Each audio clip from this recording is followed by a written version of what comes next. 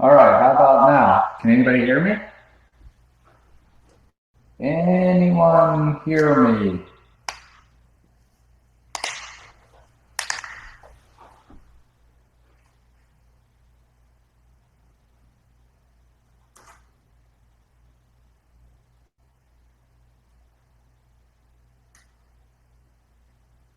You guys can hear me okay? All right, let me try.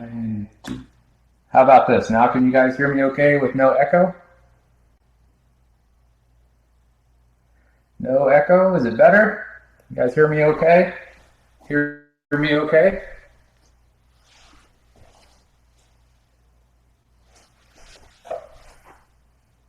Awesome. All right, cool. We're going to get started here in just a few. Thanks for bearing with me here, guys. Appreciate it. We'll start in about 10 minutes. Looking forward to it. We're going to have fun.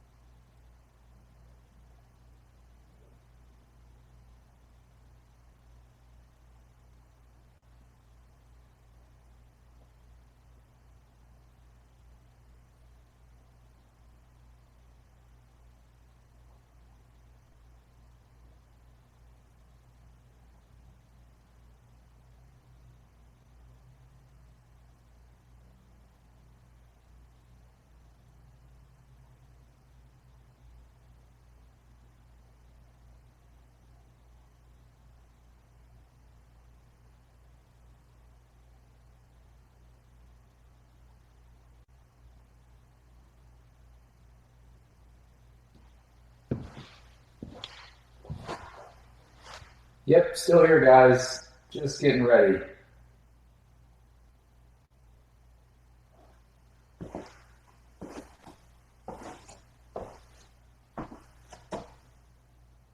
Trying to build up the anticipation, make it extra exciting for you guys.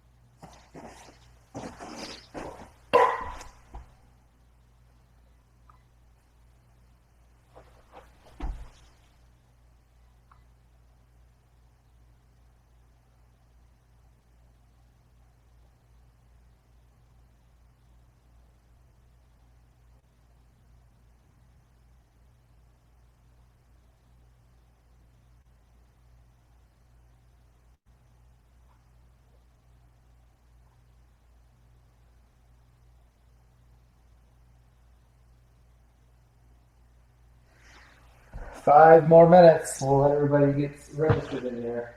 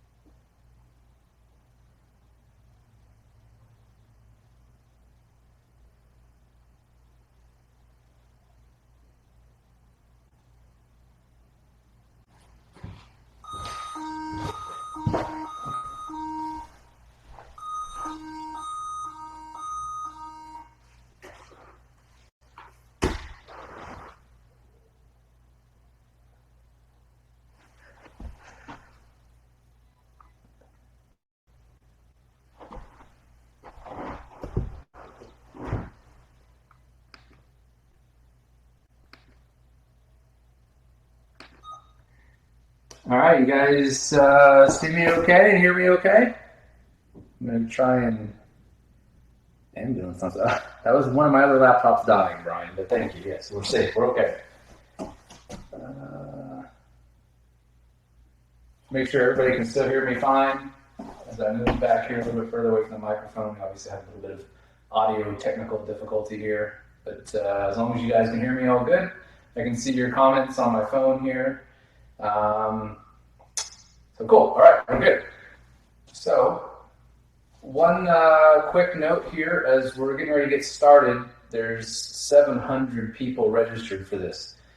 Obviously, I can't answer 700,000 questions from you guys, but I'm going to do my best. We've got an hour here. So what I'm going to do, I got a lot of great feedback from the Q&A, from the survey, and there were two things that were really consistent. Now, there were tons of great suggestions. I can't get to them all right now, but if you guys like this format, we'll keep doing these. So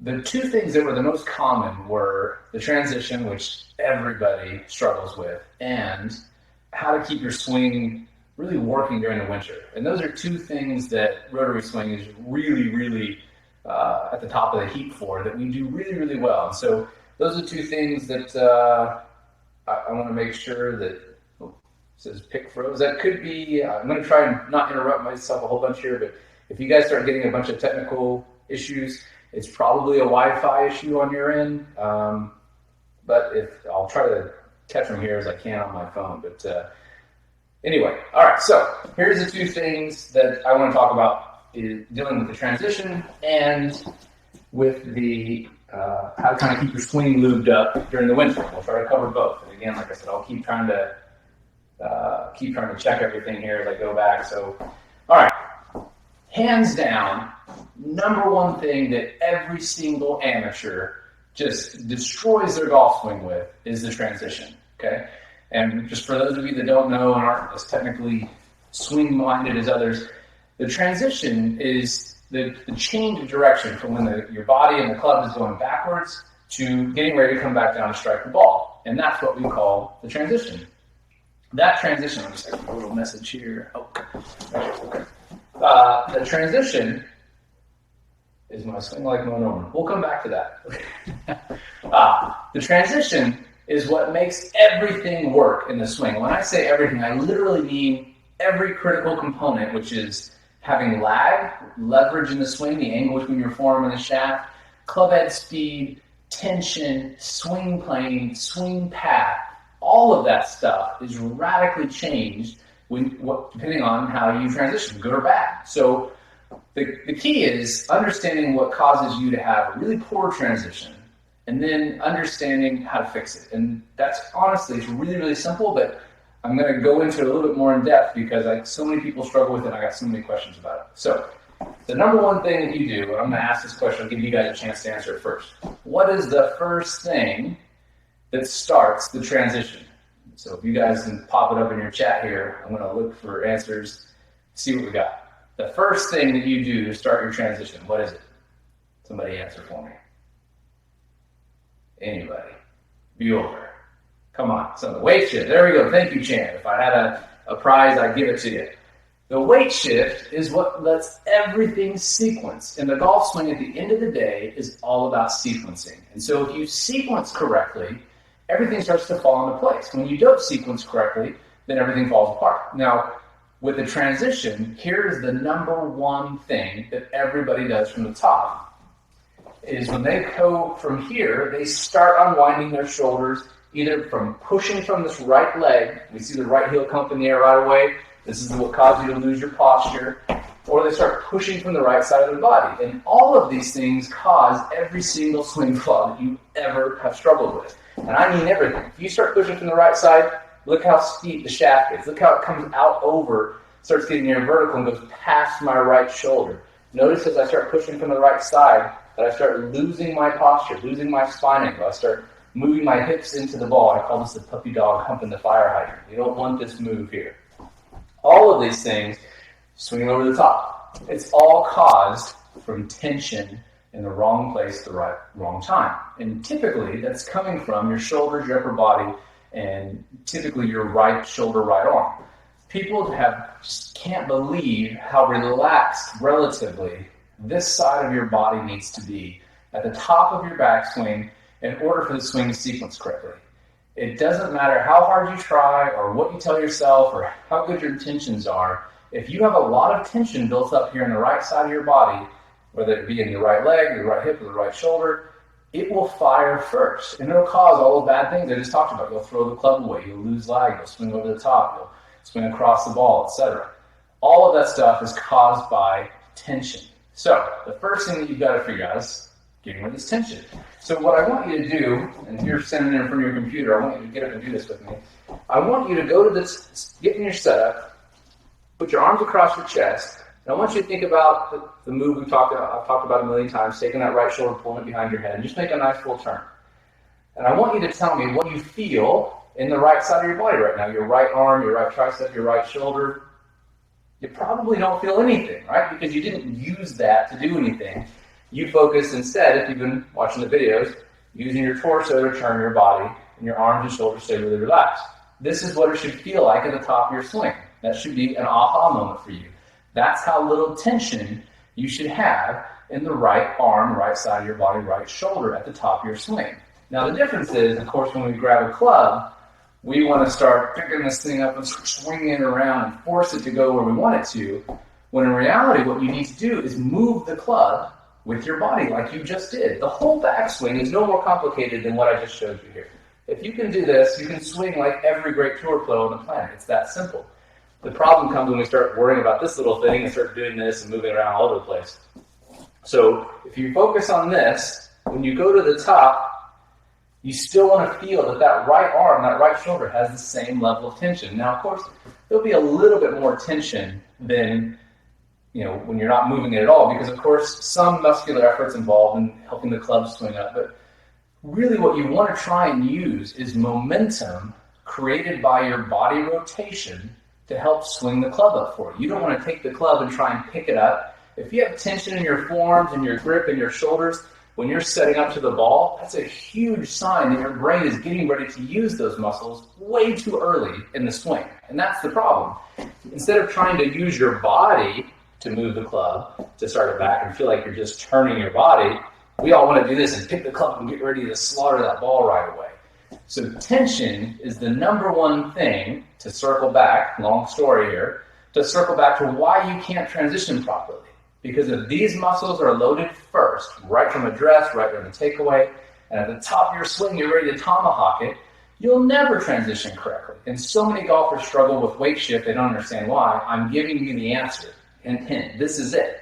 If you have tension here, you'll never be able to shift your weight properly first. And if you do, you try to shift properly, but this is so tight and so ready to fire that what you'll have to do in order to shift your hips fast enough to outrun how quick your arms can move, you'll have to push really hard off the right leg. And as soon as you do that, you lose your posture and everything else goes in the trash bucket. So in order to have a proper transition and be able to shift your weight correctly, it all comes down to tension. We've got to have some tension, right? So where we do want tension is in our lower body. So when we go to the top, instead of winding this up and feeling so tight that you can't move at all, it just needs to unwind, I want to feel that my lower body, and specifically my left side, my left leg, is the first thing that's ready to move. And so it's got to have a little tension in this left hip area so that it can move first. You put that together and you start getting tension in the right places, that is how you start transitioning correctly. That's how you shift your weight correctly. So if you struggle with your weight shift, I guarantee you have too much tension in your arms, your shoulders, the right side of your body, etc. And all of that stuff has got to relax. And that is what allows you to make a proper transition. So now I'm going to check in and see, make sure everything's doing okay.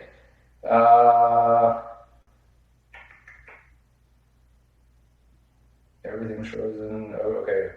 Looks like everybody's okay here for the most part. Some people with some internet connection issues. But so if you have any questions, now there's a questions and answers tab.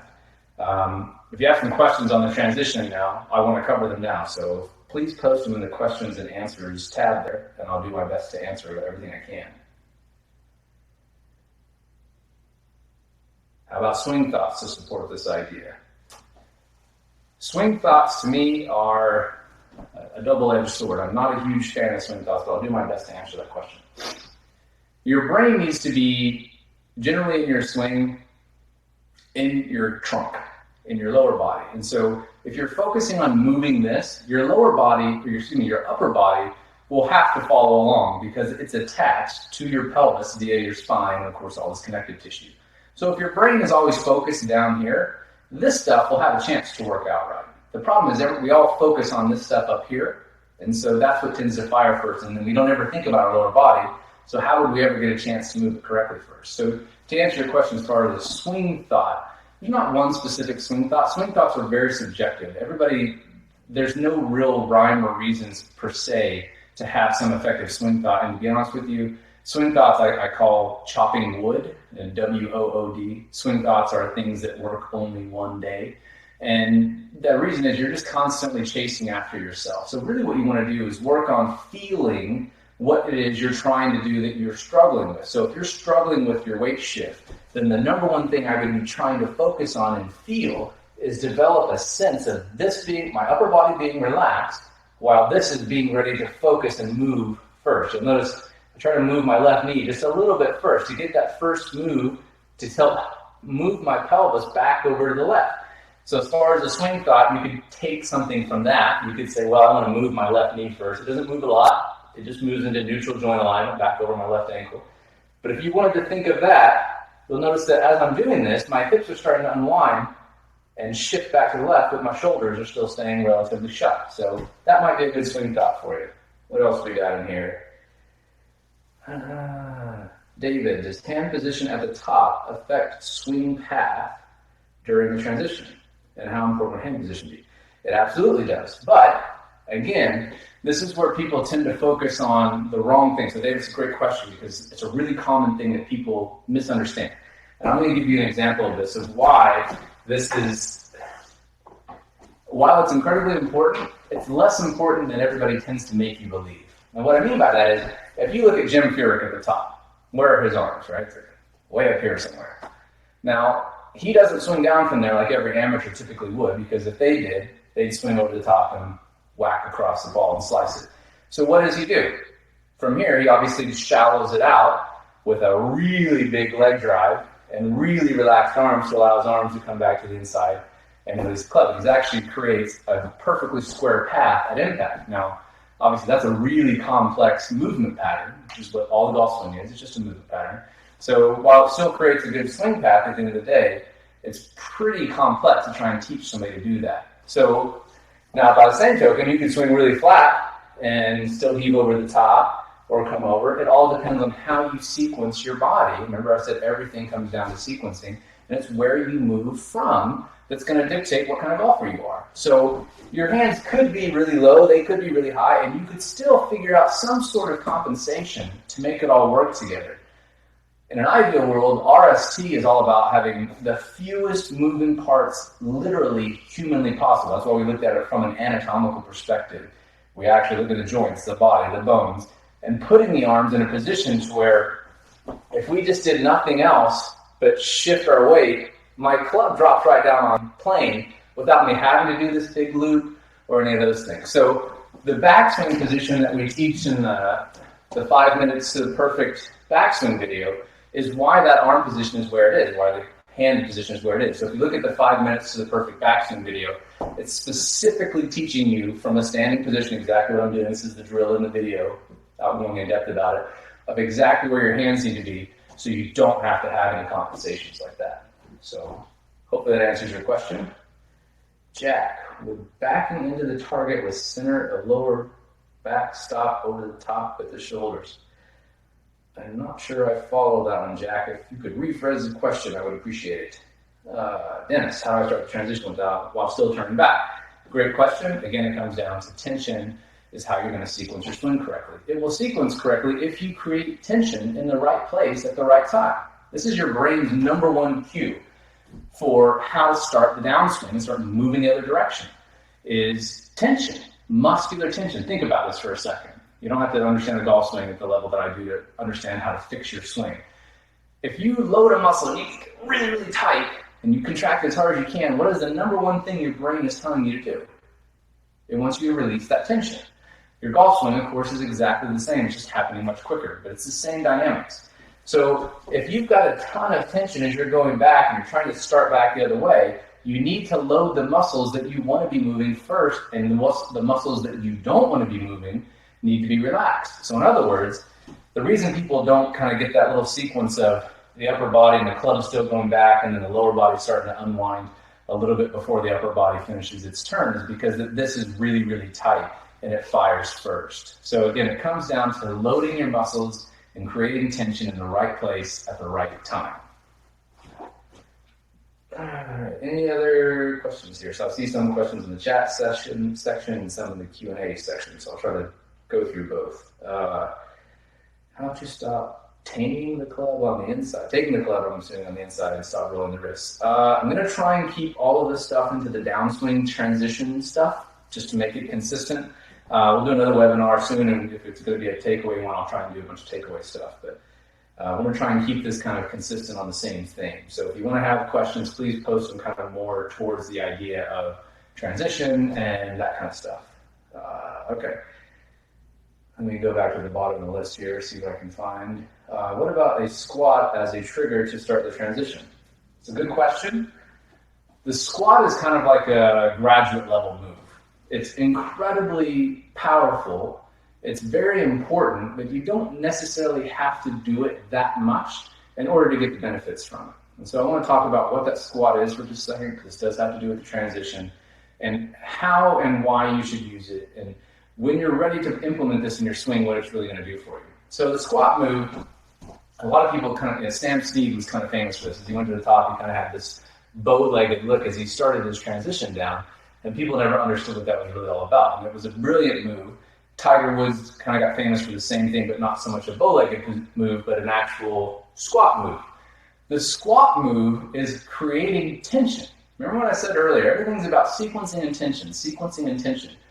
If you want to be able to use your legs in the downswing at impact in order to generate power and leverage from the ground, you have to activate them. So if I go down into impact, if I'm in the downswing and I'm like this, like every typical amateur golfer, I'm just kind of, my legs kind of straight. Well, what can I do with my legs right now? Nothing, right?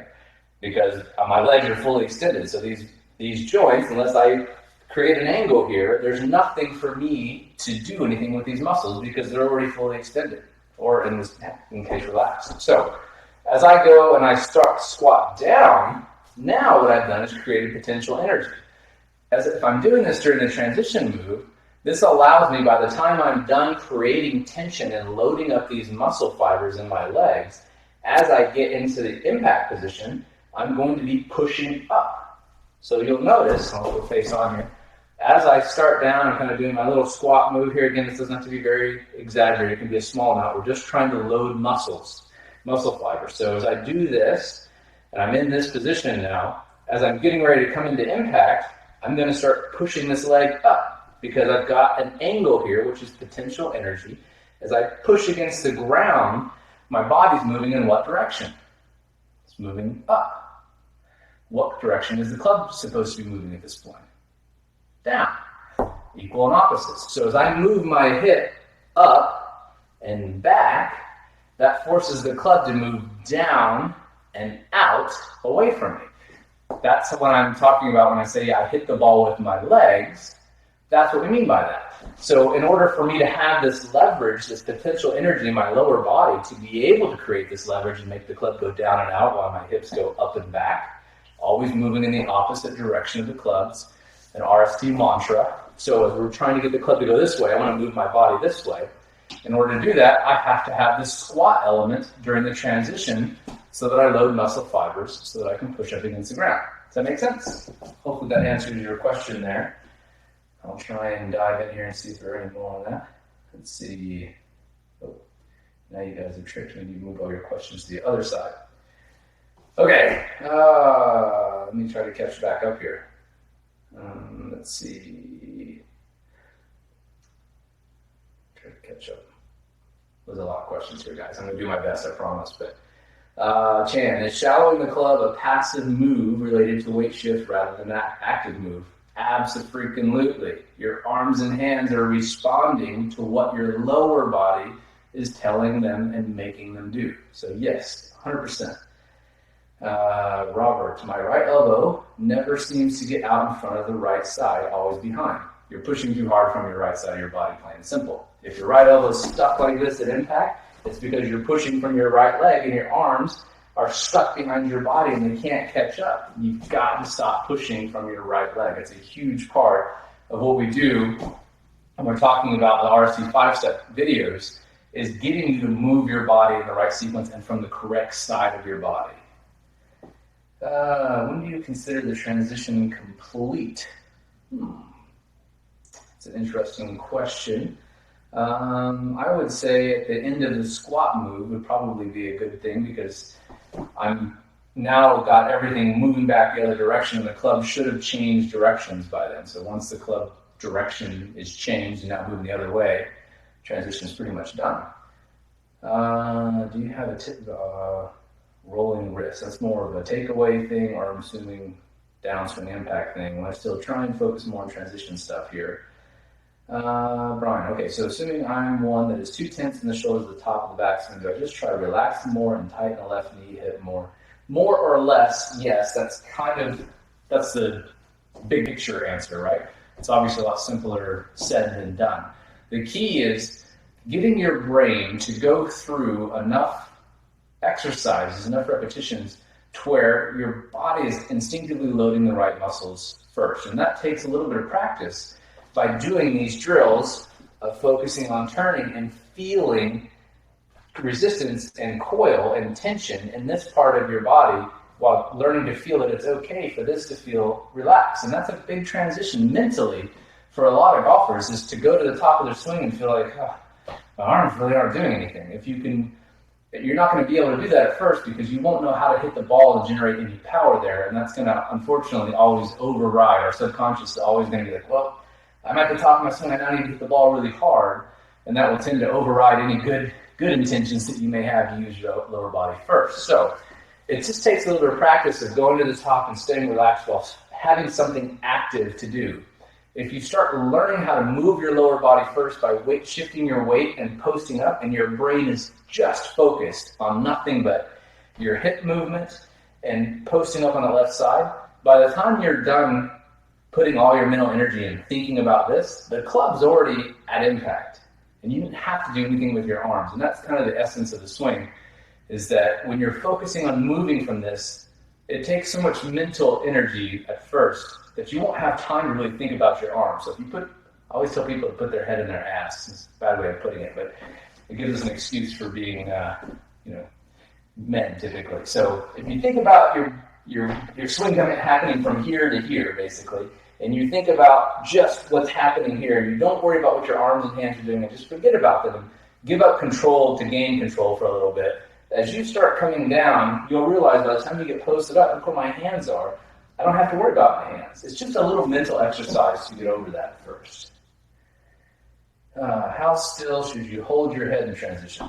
Don't worry about it. As long as you're not pushing hard off the right side, your head's not going to move out in front of the ball. So don't worry about your head. It's going to move a little bit. It's natural. Don't sweat it. Okay, so knee starts transition and squat.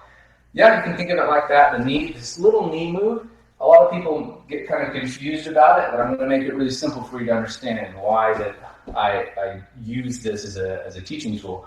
If you were to throw a ball or a spear or something, a rock, what would be the first thing that you would do? Well, first thing we do is we'd naturally shift our weight all the way to the right side, if you're a right-handed thrower. And then we'd rotate on this hip, and then we'd get ready to stride. And guess what the first thing to move would be? You externally rotate your leg while taking a stride to move and orient your pelvis in the direction that you're going to throw this object. It's the most efficient way mankind has figured out how to propel something when we are hunting for food or throwing baseballs. So this movement is the same thing you're doing in the golf swing. The only difference is you just can't take a step. I guess you can, technically. We've done that before. It's a good drill, it's exercise to take a step to get you used to shifting your weight. But the same thing is happening. We're coiled up just like we're throwing a ball, and now we're just moving that knee. to help externally rotate to get the weight and the hips rotating and moving in the other direction. So that's a good way of thinking about it. Chan, I've heard the term closed hip slide. What is that? Is this a good move or a bad move? It's a bad move. A closed hip slide, when we go back, when we take our movement to the top, your hips are going to turn about 45 degrees, right? So this is square, parallel to the target line. They're now 45 degrees closed to the target.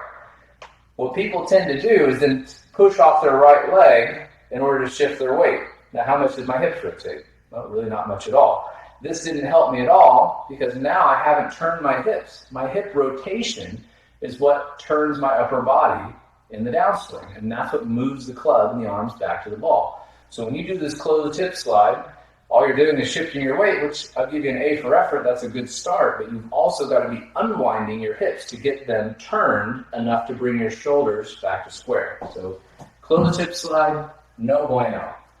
Do you pronate your wrist at impact? I find that hard. Yes, but again, I'm going to try to focus more on transition stuff.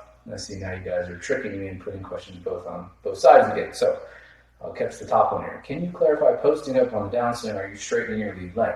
Yes, you are straightening your lead leg. It is not straight at impact. It is straightening so that you can still deliver force during the strike. So yes, you are definitely straightening your lead leg. One of the biggest mistakes that a lot of golfers make is they come into impact like this. Not only is their knee out past their ankle, which puts it in a very susceptible position for injury, but there's no power in this. This doesn't look like a powerful position. Power is created primarily by leverage in the swing. Leverage is taking an angle and then reducing that angle. So as I'm pushing against the ground, I'm using the ground for force to help move my body up in order to help move the club down. So let's see if I can scroll back through some of these. Pat, should I post up before moving my trail foot? If I understand your question correctly, I try to make all my students keep their right foot on the ground if they have a problem with pushing and turning it up really early until the ball's long gone, at least until the hands are back at 3 o'clock on the other side. So if you're here, I'll let your foot come up. But before this, there's no real reason for it. If you do, if your right heel is coming up in the air, it's because you're moving it, and you shouldn't be moving like that from the right side at all at this point in the swing, or you're turning too much, and that's either caused because your shoulders are turning a lot, or because you're pushing off this right leg too much. But if you're moving correctly from the left side, moving as hard as I can, that's as far as I can open my hips, moving from the left side of my body, my right heel is still on the ground. All right, what else we got? Is the feel of the transition like John Wayne riding a horse? God, I wish I knew what that meant, because that is pretty cool, but I have no idea what John Wayne riding a horse feels like. But if you redefine that question, I'm going to take a stab at it because I like the analogy.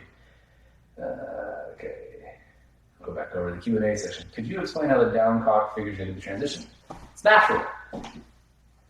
If you go to the top of your swing and you're getting ready to transition back to the left, what should your wrist be doing at that stage in the swing? So to clarify, or at the top of my swing, what should my wrist be doing here? Nothing. They should be responding to the mass of the club head swinging, which is being swung by the rotation of my body. As my body creates this initial momentum for the club, my arms are just kind of following along. Club's going to feel heavy if I don't let my wrist set at all. So my wrists are responding to the weight of the club, and now as the club begins to move this way, guess what that's going to do to my wrists? If my wrists are soft, it's going to set them. So if my wrists are up here, the club now feels heavy. So as I go back, and now I start to transition the other way, the falling mass of the club head and my wrist being soft and being drugged back the other way by my rotating hips will make the club down cock. And that's how you create a down cock. There's nothing active about it. It's the last thing on earth you'd ever want to do is try and set your wrist in the down. Down cock is a total natural thing, but sometimes for people who have really, really bad habits of throwing the club or the wrists are too tight, I'll make them do some drills exaggerating that down cock motion, but that's totally passive. So let's see if I can find some more questions in here. In transition, my right elbow is at 45 degrees. I know it should be vertical, but I can't get it there. So, Bill, I think I understand your question. Let me read it one more time. At 45 degrees, I know it should be vertical. So I'm assuming you're talking about this position and your elbow is like this. So if that's what you mean, then there's typically what causes is just not enough external rotation in the arm, but it's not likely because pretty much everybody can stick their arm up like this. Well, this would be effectively a little bit tilted over, just depending on what your spine angle is. But if you have that much external rotation in your right elbow, it's enough. If your elbow's really bad like this, that's because you've pushed your left arm really hard across your body. But if it's a little bit out like this, it's perfectly okay. Again, your arms should be really relaxed at this stage. So they're just going to start to fall back in front of your body. Shouldn't be a problem. Let's see. If I get my hands and arms too far behind me at the top, how does that affect the transition? It's going to make it suck, Rob, because your arms are going to get stuck behind your body. So what happens when you make your arms swing really deep like this because you overused your arms, what have you done? What have you told your brain? Think about that for a second. You've taken your arms and clubs and swung them really deep. There's a consequence for every move that you do in the swing. The consequence here is that you've really stretched this whole left shoulder girdle because it's being pulled deep across your body. Guess where the tension in your body is now? This is maxed out. You can't move it any further than this. So your brain is saying, hey, I guess he wants to use this first to start the downswing. Same thing with your right arm. Some people do it like this.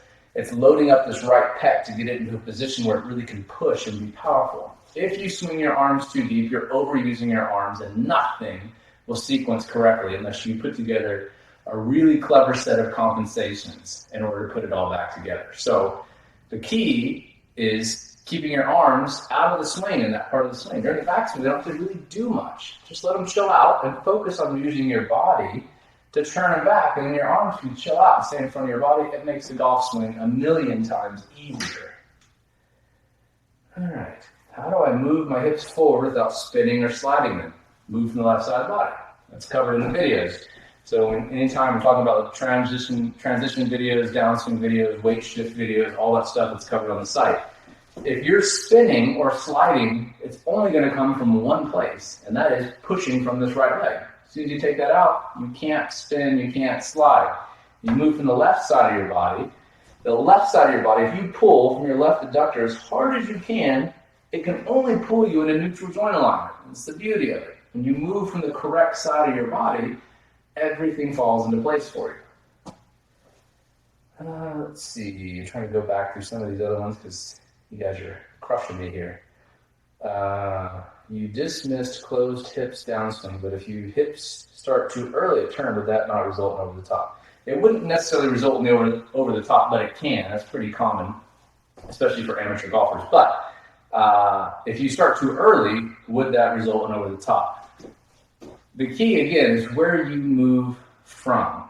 If you move from the left side of your body, assuming you're a right-handed golfer playing from the left side of the ball with right-handed golf clubs, if you move from this side, I'm going to turn as hard as I can. Well, my hips can only get 45 degrees open. I can't get any more open than this. So it's impossible for me to come over the top unless I do something with my arms.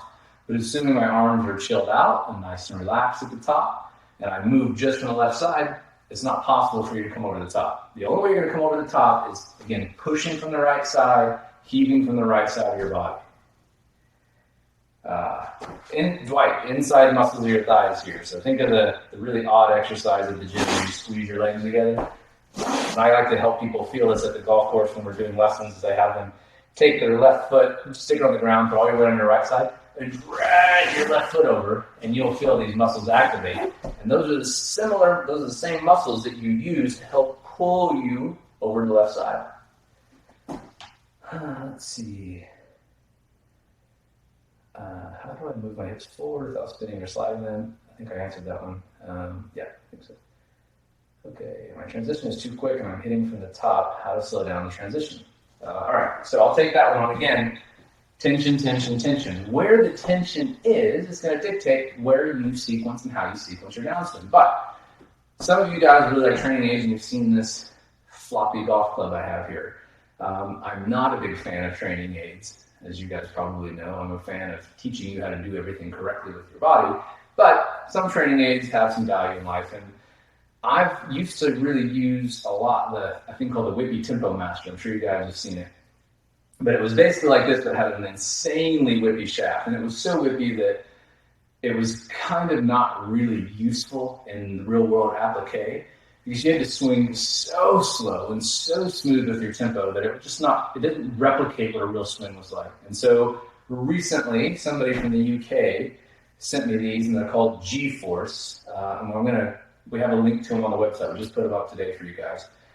So I'll put a link up on the webinar here in a second. But basically what it is, it's like a Whippy Tempo Master on steroids. So it's a much thicker shaft, and so it's not so whippy. You can bend the Whippy Tempo Master in half, basically.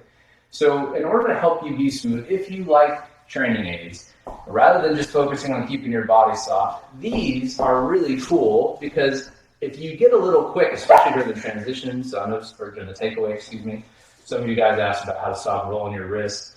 This exaggerates all those movements, so it helps you feel them a lot easier. So as you go to the top and you start swinging really hard from the top, you can see this thing's really gonna get my attention here. So but if I go to the top and swing nice and smooth and keep my stuff sequenced correctly instead of trying to tension with my hands are nice and relaxed.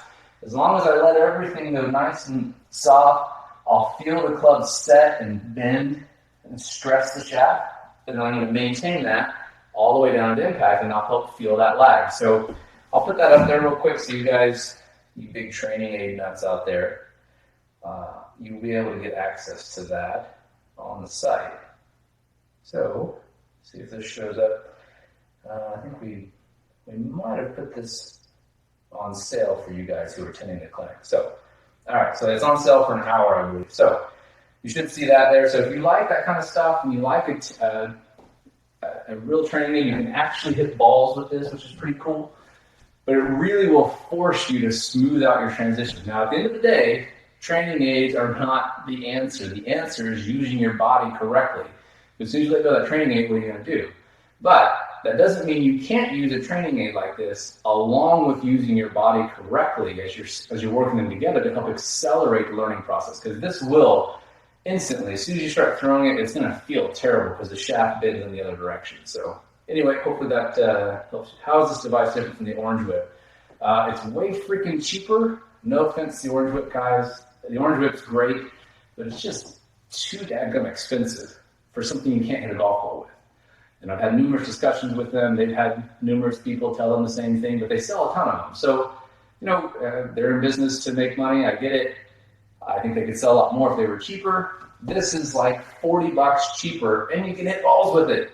So it's kind of a no-brainer. And really cool about this is a wedge, but they actually have a wedge and a 7-iron. So I really, in my chipping stuff, I am a big proponent of using your body, especially your lower body, in your chip shots.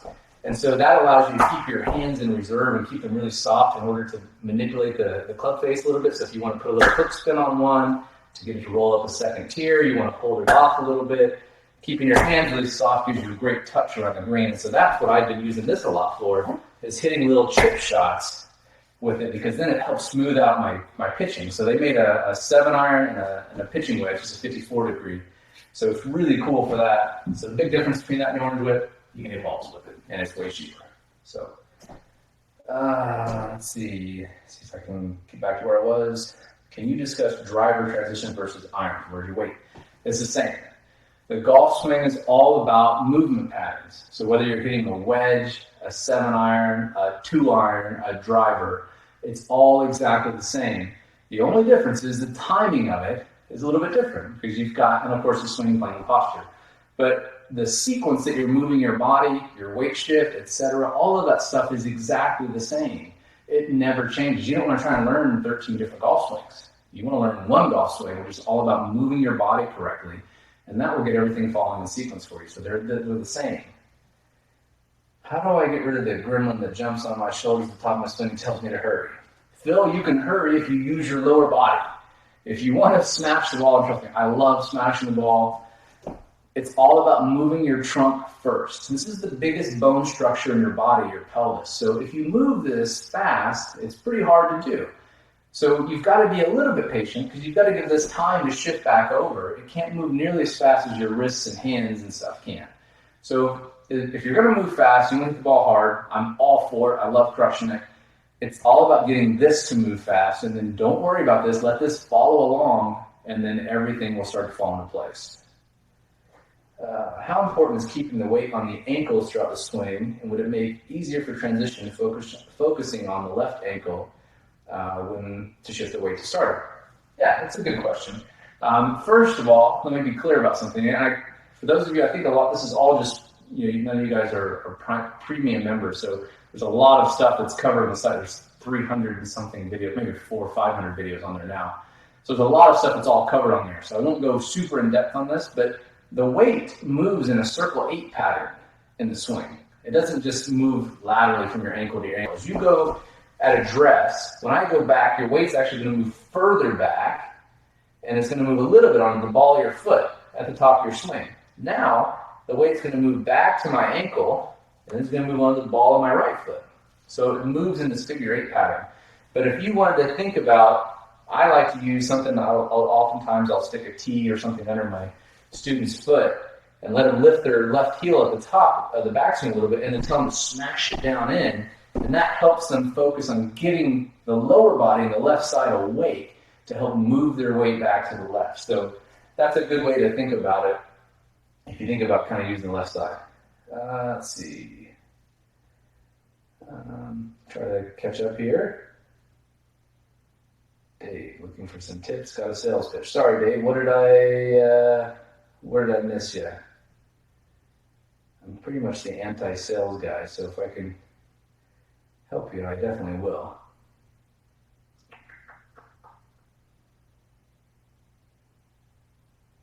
All right, let me see any other questions. I'm trying to catch up with them here, but I got a little overwhelmed there for a second. No other questions in the Q&A section? Can you practice the transition weight shift in slow motion, or does it have to be done at real speed? That's a great question. Gary, it needs to be both. This is a huge mistake that so many students make. You have to start slow at first, or you'll just never get it. You'll keep repeating the same movement patterns because your brain is really lazy, and it likes to do the stuff that you're already really good at over and over and over again. So if you are struggling with this stuff and you can't get the transition correctly, the obvious answer, which should be obvious, but we don't always realize it this way, is that you should just slow down. How slow should you go? Slow enough that you can do the movement exactly right. And that's the speed that your brain can keep up right now. So if that's really, really serially slow, that's just the speed you need to go right now. But that doesn't mean you stay at that speed forever. In fact, what you've got to do is begin to challenge your brain. Once you can do the movement correctly at a certain speed, slowly start ramping up that speed until you can do it at real speed. And the same thing with the club. Everything in RST is all about stacking and sequencing. So if you're working on your transition, guess what I'm going to make you do? Take your arms out of it. You don't need them right now. You're never going to learn a proper transition if you're worried about swinging your arms, the position of your wrists at the top, the angle of the club face, how much lag you're going to create. It'll never work. Nobody's brain can keep up with all that crap. So I'm going to take your arms out of it, and then I'm going to have you focus on remember, put your head back in your ass and focus on your lower body. And if this is the speed that you can go, that's the speed we work at.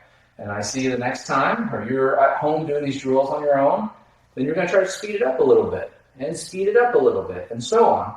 And once I can do it with speed, I stack another piece on there to challenge my brain, which might be speed. I might keep ramping it up, or I might put one arm out there. Now I'm going to focus on the same thing. When you look at the RST 5-step stuff, that's exactly the sequence that we go through. Take your arms out of it. Focus on your lower body.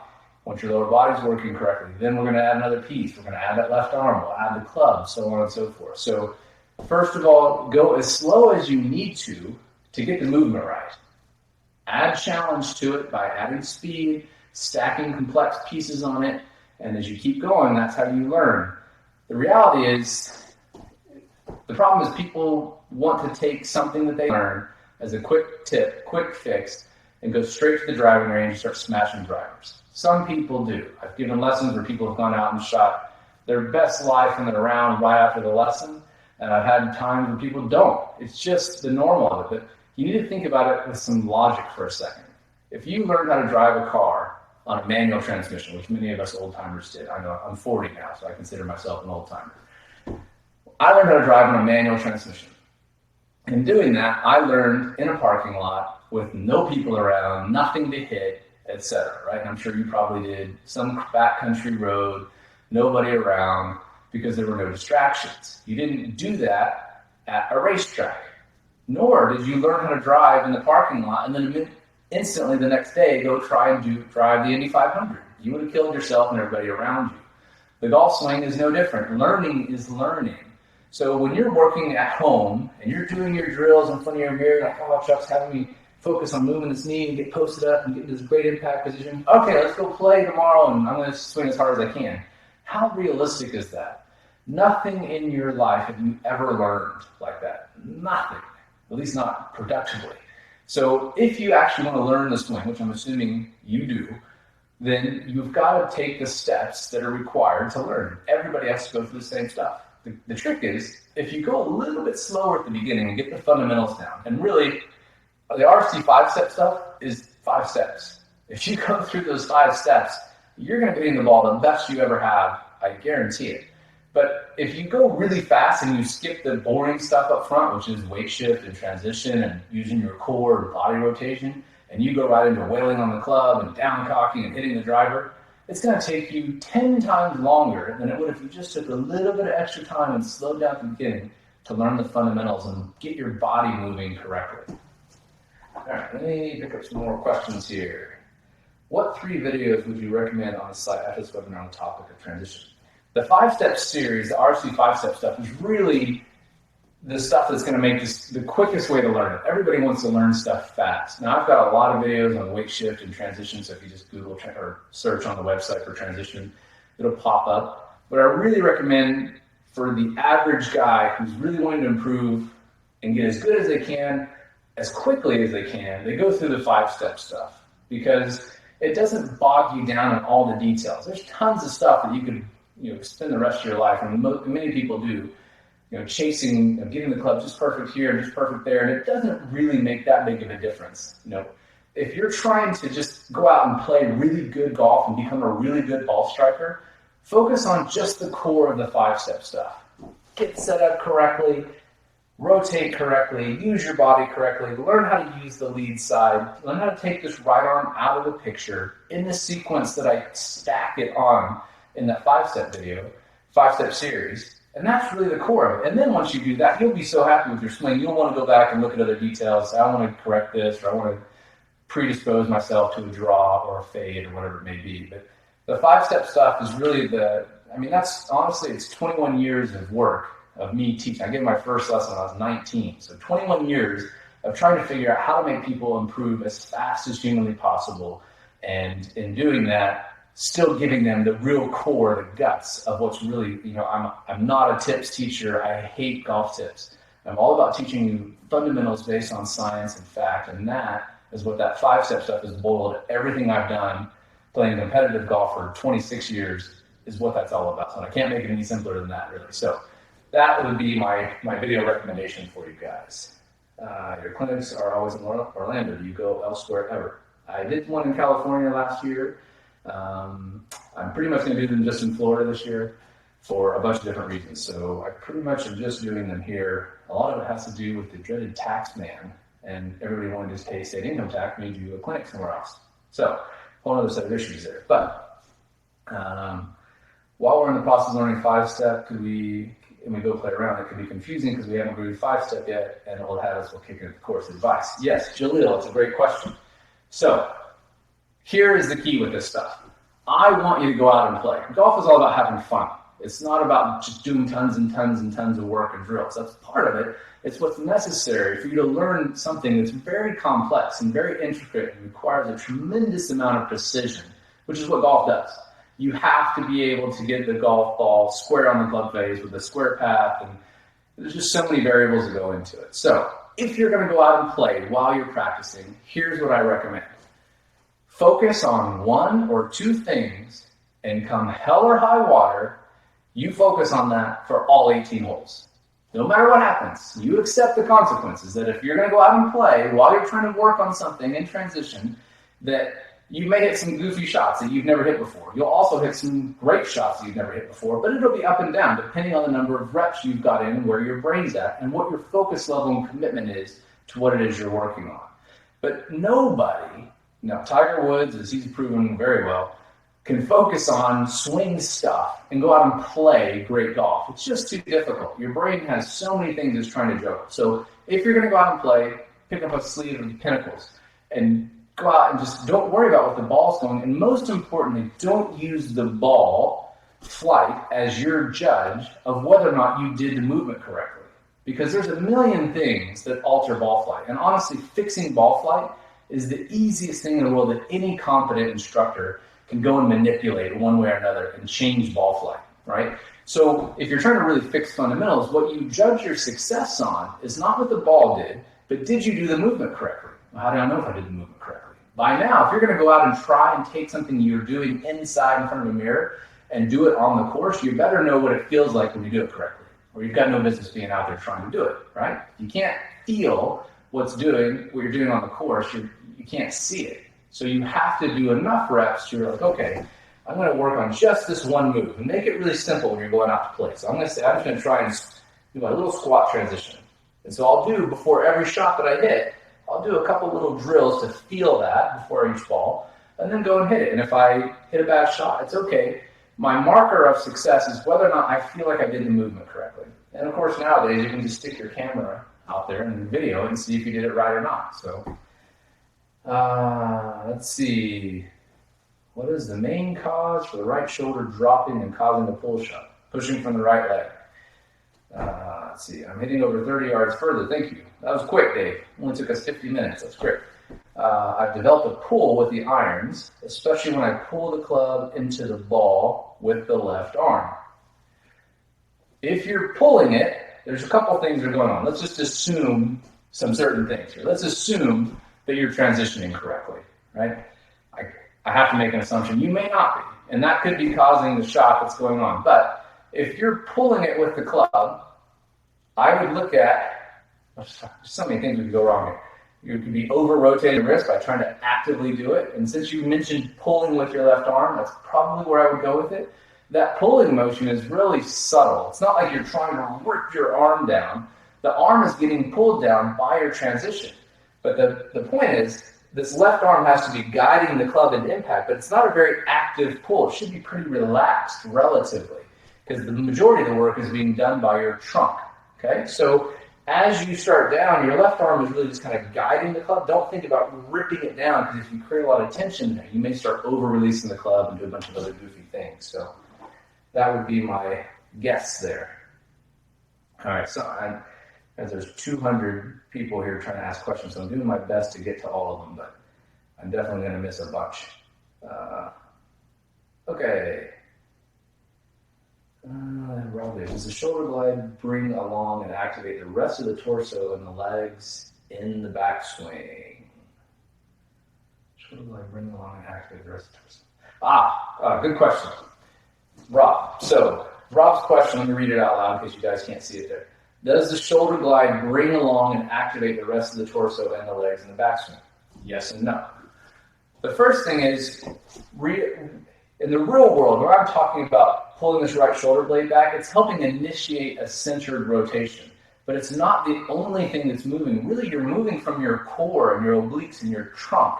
And that includes moving from your lower body a little bit during the beginning. It's not just the shoulder blade glide. I try to focus on that to make it really, really simple and to make sure that people learn how to pull instead of push during the backswing because of all the problems that creates. So if you focus on that while also feeling that you're using your legs to help you turn a little bit, it'll help you activate them early so it's easier to get them activated in the downswing.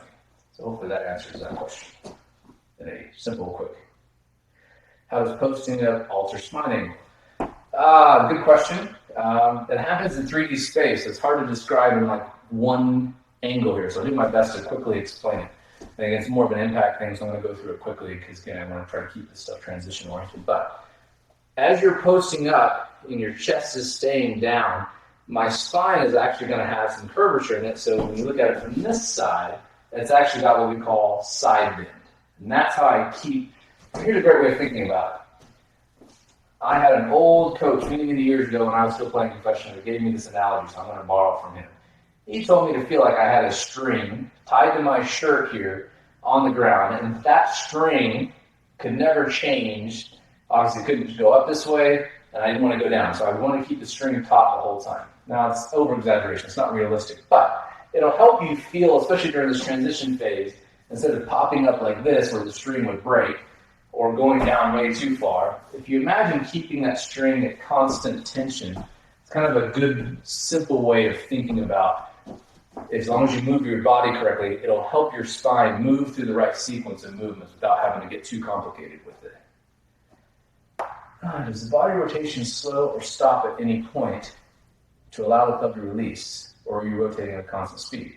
It's slow to the point of almost stopping. That's how you release it. Your body must post up, and this posting up motion decelerates the hips, which allows all the energy to transfer up the chain. So absolutely, your hips have got to almost come to a stop or come to a stop. And if you look at some golfers, you look at Rory McIlroy as an example, his hips actually go backwards as he's releasing the club. So yes, absolutely. The last thing on earth you want to do is just keep turning your hips through the hitting area. You've got to post up. Okay. Does the navel move at the start of the backswing? Yeah, it does. What can I do to prevent fading the ball during transition? There's like 50,000 things that could cause a fade, so that would be a lot of difficult stuff there. Jack, having a question sent earlier before you start. Yes, I did have a lot of questions and posts in there. So I didn't know it was our first one here, so I appreciate you guys hanging in here with me, but I would love to get your feedback on this, so please feel free to post them in here, and I'll definitely try to go back and read them. I do want to give you guys one more offer. See if I can get rid of this one here real quick. So thanks for hanging in there with me. I want to give you one special deal that we have just for hanging in here for me and being patient. That if you guys are interested in joining the site and trying it out, learning a little bit more about RST, there's an offer on it now that you should see on your screen for $1. If you can't swing $1 to try rotary swing out, I don't know what to tell you. If you don't like it, I'll give you your whole dollar back, I promise. But for 3 days, go and watch all the videos this weekend. Go and gorge on rotary swing for the next 3 days and see what you like. You'll see that everything that we do is based on a tremendous amount of work that I've put into studying the swing, that my team has put into studying the swing and understanding the biomechanics and physics and anatomy of it. And for $1, it's pretty much tough to beat. So please feel free to take advantage of that. It's a limited deal. I think there's 100 offers on there, and or 25. Only 25 of them, and they're available for the next hour. So anyway, hopefully you guys found this productive. And like I said, if you have any other comments or things, please post them in here. I'll leave this open for a little bit so I can keep gathering all your questions in the chat stuff, and I'll go back through and read them. So I've got homework tonight.